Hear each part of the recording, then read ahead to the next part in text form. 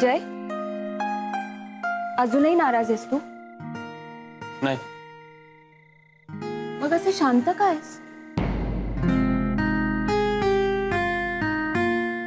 प्रश्न विचारतोय स्वतःला. हे असं का झालं? हा देव प्रत्येक वेळी माझीच परीक्षा का घेतो? मग काय उत्तर मिळालं? कारण आदिती, देवाला हे माहिती आहे की प्रत्येक परीक्षेत माझं नशीब माझी साथ देणार. आणि या नशिबाने मला खूप मोठी गोष्ट दिली. कोणती? माझ्या आयुष्यातली माणसं. तू, अण्णा, केतकर काका, काकू, आऊ, अरविंद काका, Avinash sir, Tangde, Nandini madam, office मधले सगळेच. या सगळ्यांच्या चांगुलपणाची मला जाणीव व्हावी म्हणून तो देव माझी परीक्षा घेतो. जय, मुळात तू तुझ्या स्वभावामुळे ही सगळी माणसं जोडलीयस. तू आऊंना प्रामाणिकपणे तुझ्या बिझनेस बद्दल सांगितलंस ना, म्हणूनच आज सगळं व्यवस्थित झालं. माणसं जोडून राहिली, रिलेशन्स स्पॉइल झाले नाही. अरे, ते आपल्या सरांना पण मानलं पाहिजे. एवढ्या मोठ्या कंपनीचा मालक आपल्या एम्प्लॉईची माफी मागतो सगळ्यांना देखत. आपली चूक मान्य करायला जसं धाडस लागतं ना, तसंच मनाचा मोठेपणाही लागतो आणि आपल्या सरांकडे तो आहे. मला त्यांच्या बोलण्यामुळे माझा गेलेला कॉन्फिडन्स परत येतोय असं वाटतं. आऊ आणि केतकर काका आहेतच द ग्रेट मोटिवेटर्स. त्यांच्या प्रत्येक शब्दातून ना अशी एक नवीन एनर्जी मिळाल्यासारखं वाटतं. मग आता हीच एनर्जी घेऊन तुला पुढे जायचं आणि आम्ही सगळेच आहोत तुझ्या सोबत. नक्की?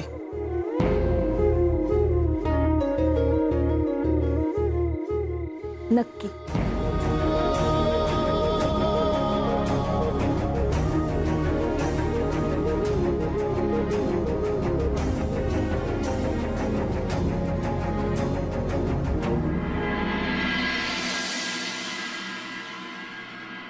जय, आवरलं? टिफिन घे, बॅग मध्ये ठेव. आदिती, सकाळी खूप धावपळ झाली असेल. काकांनी दिलेल्या वेळेत डबा तयार करायचा म्हणजे त्यात मी उशिरा उठलो. नाहीतर मी मदत केली असते ना. माझा टिफिन दिसतोय ना, तोही वेळेवर मिळाला नसता. चल आता पटपट आवर, ऑफिसला वेळेत पोहोचायचं ना. ए, मी सुहासला भेटून येईन ऑफिसला. बर.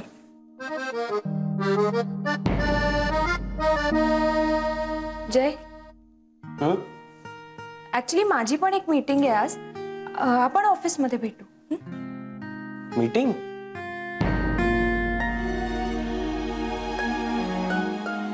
कुठली मीटिंग? अचानक ठरली?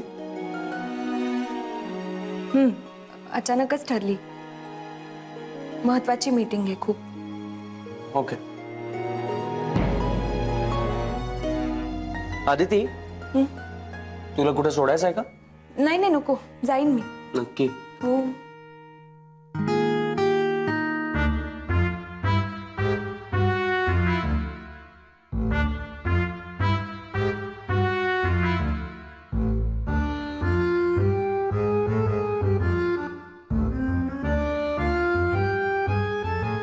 काय? कुठे जायचंय का? म्हणजे नाही, सारखं घड्याळात बघताय म्हणून विचारलं.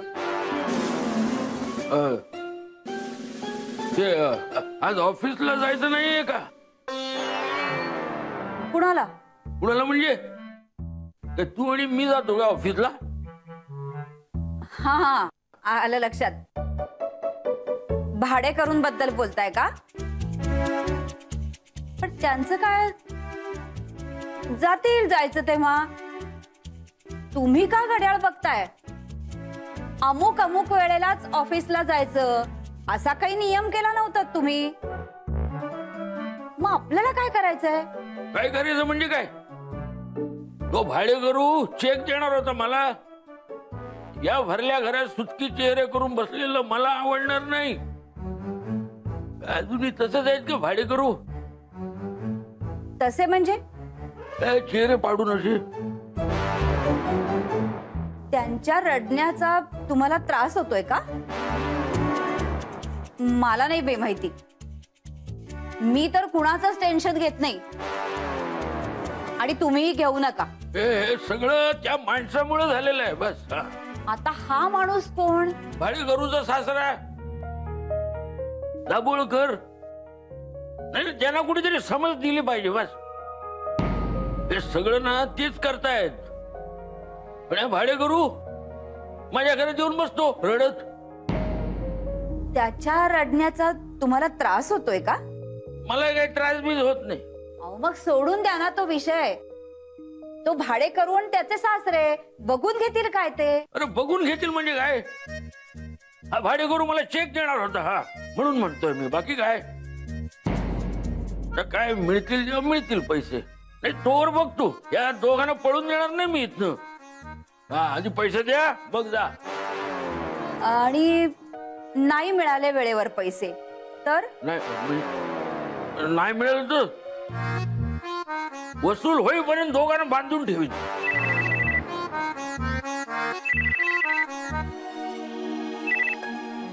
हॅलो दीनानाथ केतकर बोलतोय. आपण कोण? नमस्कार केतकर. अरे कोण? अण्णा. हो कसे आहात तुम्ही? आम्ही मजेत आहे.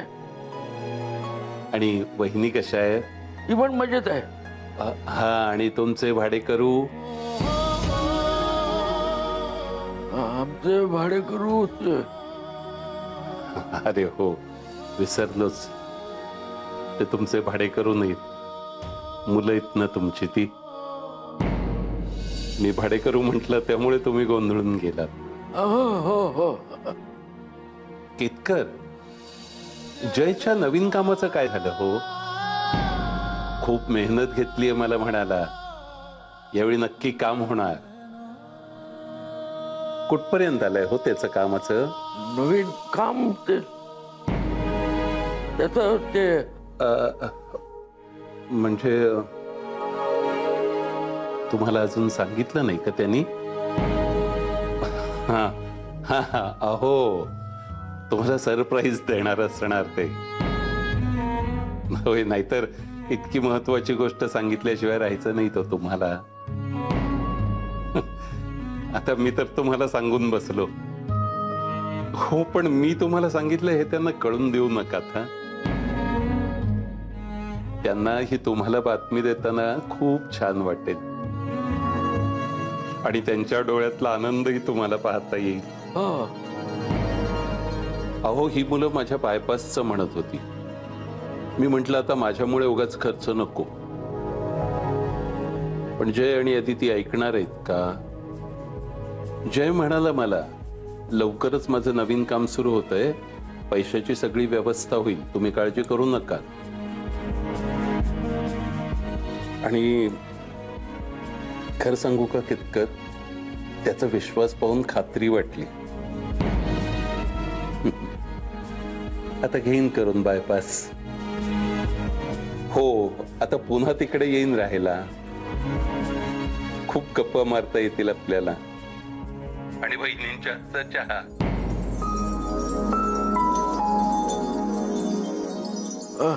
अण्णा एक मिनिट. हा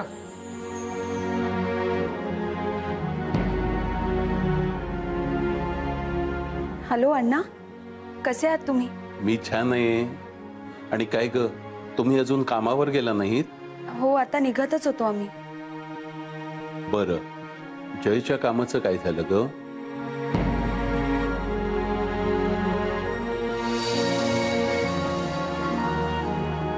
अण्णा ते काम लवकरच होईल.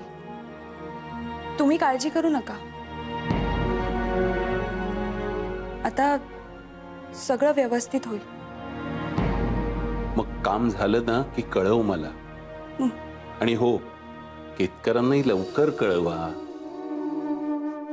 ते सुद्धा खूप खुश होतील. आणि त्यांना म्हणाव मी पुन्हा येतोय तिथे राहायला.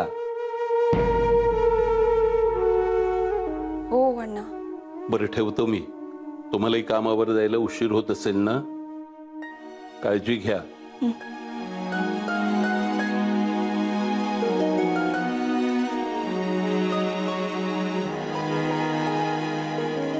येतो आम्ही.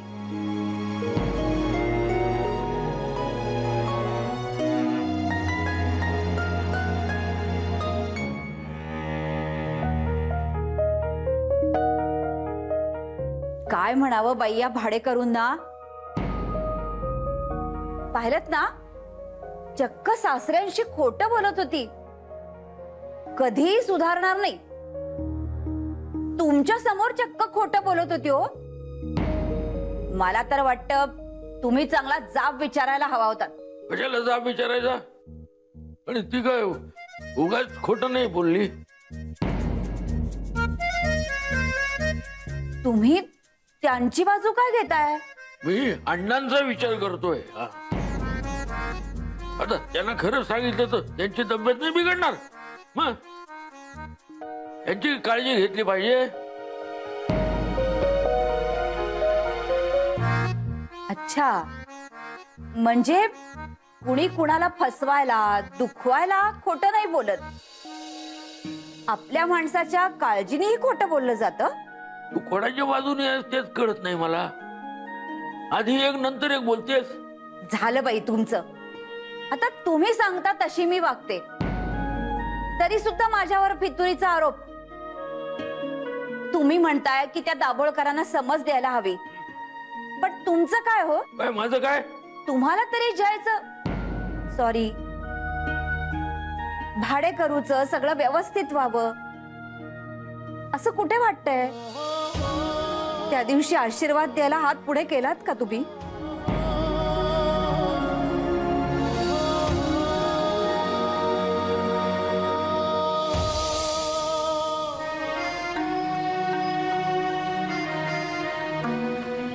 मग काय चालू आहे ऑफिसमध्ये? काही विशेष नाही. म्हणजे तसं रोजच नवीन नवीन धक्के बसतच असतात. पण ते रोजच बसतात त्यामुळे त्याचं काही विशेष वाटत नाही. कसं आहे ना सुहास, आपण आता इतके खुश होतो. काय बोलू काय नको असं होत होतं आपल्याला. आणि आता काय बोलू तेच सुचत नाही. एवढ्या जवळ येऊन मग हे असं झालं, त्याचं जास्त वाईट वाटतं. मला वेगळ्याच गोष्टीची काळजी आहे. का? काय झालं? अण्णांचा फोन आला होता. काकांशी बोलले, अदितीशी बोलले. मी फोनच घेतला नाही. काय बोलणार होतो त्यांच्याशी? काय म्हणत होते? नाही काही नाही, चौकशी करत होते. खुश होते. अदिती पण काही बोलली नाही त्यांना.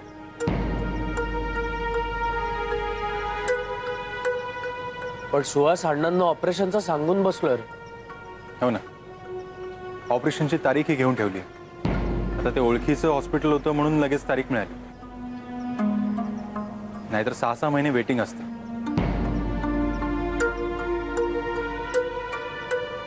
काही सुचतंय तुला? मला काहीच सुचत नाही. सुहास, मी पण ना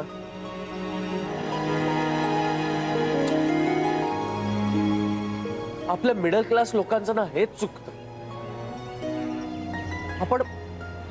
आपण खूप स्वप्न रंगवत जातो आणि मग ती पूर्ण होणार आहे त्याची चाहूल जरी लागली ना तरी मग आपण अजून एक मोठं स्वप्न बघतो.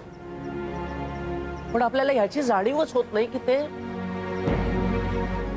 तेही शेवटी एक स्वप्नच असतं ना. वास्तव विसरून आपण त्या स्वप्नातच रमून गेलेलो असतो. अरे एवढं मनाला लावून घेऊ नकोस.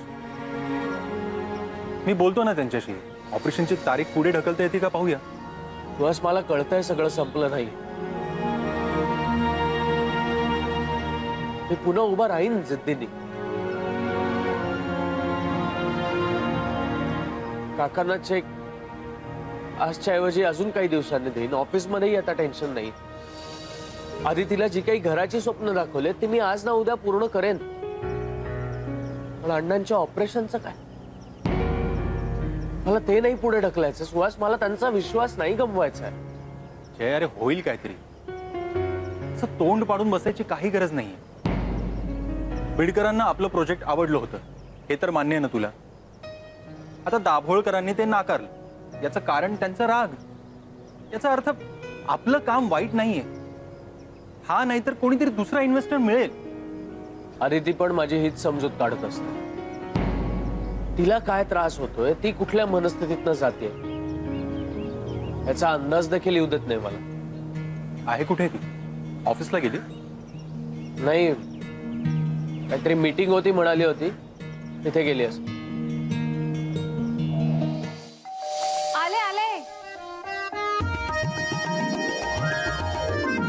अदिती, अदिती, अदिती, अदिती तू इथे? माझा तर विश्वासच बसत नाहीये. अगं, मुलगीच्या माहेरपणाला घरी येतं ना तेव्हा जसा आनंद होतो ना, तो आनंद मला आज अनुभवायला मिळतोय. ये ना आतमध्ये ना. आणि हे काय, तू एकटीच आलेस? जय कुठे? पप्पा आहेत का? काय झाले बाळा? प्लीज पप्पांना बोलावशील? मला जरा बोलायचंय त्यांच्याशी. ऑफिसमध्ये नव्हते? अगं हो, ते आज जरा ऑफिसमध्ये उशिरा जाणार आहेत. मी त्यांना बोलवते. हा, पण तू ये ना आतमध्ये. ये ये. अहो, स्वप्नांना सत्यात उतरण्यासाठी वेळ द्यावा लागतो ना पप्पा. आणि मी अदितीसाठी पाहिलेलं प्रत्येक स्वप्न पुढच्या 1 वर्षात पूर्ण करेन. मला माहितीये तो जे सांगतोय ना तसंच होईल. आणि नाही झालं तर मी स्वतःहून येईन तुमच्याकडे, कायमची. अहो, कोण आलंय बघा. लवकर ये ना बाहेर. अनिता, काय गडबड आहे सकाळी सकाळी? तू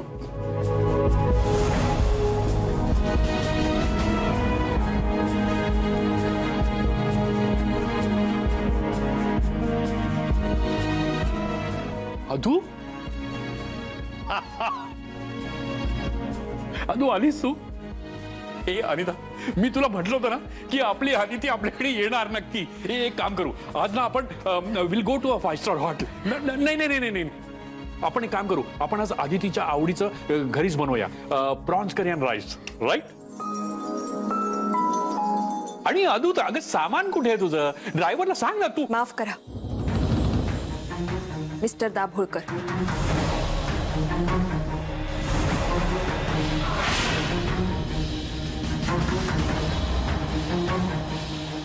अदिती,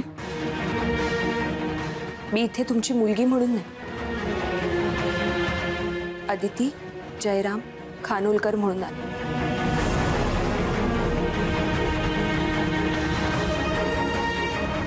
तुम्हाला जाब विचारायला. आजवर मी तुम्हाला खूप मोठा बिझनेसमन समजत होते. आपल्या पर्सनल गोष्टींची आणि बिझनेसची कधीही सरमिसळ न करणारा एक ऑनेस्ट बिझनेसमन. मग तुम्ही एवढे छोटे छोटे डावपेच कधीपासून खेळायला लागलाय? हे बघा अदिती, जयराम माझ्याकडे एक बिझनेस प्रपोजल घेऊन आला. त्याला कल्पना नव्हती. त्याला फायनान्स करणारे तुम्ही आहात मिस्टर दाभोळकर. आणि कदाचित तुम्हालाही माहित नव्हतं. पण तुम्हाला कळल्यावर काय झालं? तुम्ही त्याचा प्रपोजल न बघता त्याची डील रिजेक्ट केली. नाही नाही, ठीक आहे, एक फायनान्सर म्हणून तुम्ही हा डिसिजन घेतलाही असेल. पण मग हे सगळं अविनाश सरांना फोन करून सांगायची काय गरज होती तुम्हाला?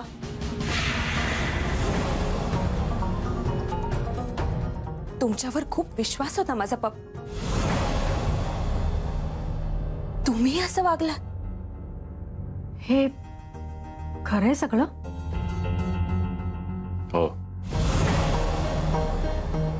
सगळं खरं आहे हे. मी केलंय हे असं, पण एक बिझनेसमन म्हणून नाही, एक बाप म्हणून केलंय मी हे सगळं तुझ्यासाठी, तुझ्या करता. एका वर्षात जर तो सक्सेसफुल नाही झाला तर तू इथे माझ्या घरी माझ्याकडे परत येणार आहेस कायमची. तू प्रॉमिस केलंस तसं, लक्षात आहे ना? आणि मी परत यावं म्हणून तुम्ही तुमची तत्व विसरलात. मला माझ्या तत्वांपेक्षा माझी मुलगी महत्वाची आहे. मला बरं वाटलं. ही भीती तुमची मुलगी तुमच्यासोबत नसेल याची आहेच, पण त्याही पेक्षा जय जिंकेल ह्याची जास्त आहे. ती दिसतीये तुमच्या डोळ्यात.